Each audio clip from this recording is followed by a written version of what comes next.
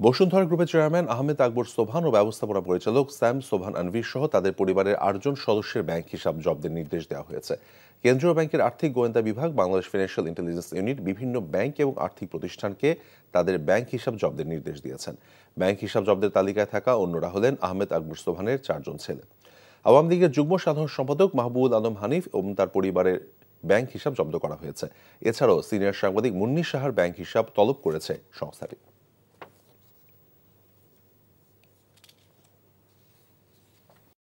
টাকা চুরির জন্য যদি আমার গলায় জুতার মালা পরাইতে হয়, তাহলে আমার শালীর সাথে প্রতারণা করার জন্য তোর ফাঁসি হবে।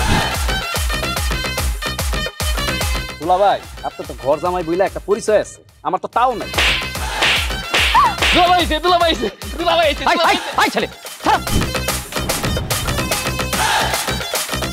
রাজনৈতিক ফ্যামিলির মেয়ে হয়ে ওই কাজ করবে।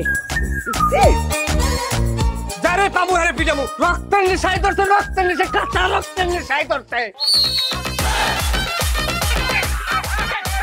তোমার এই পলিটিক্স আমার বাম পকেটে থাকে। পাঁচদের বউরে ঝামেলা পাকাই। এই বেটা, আমি তখন বিয়ে করিনি।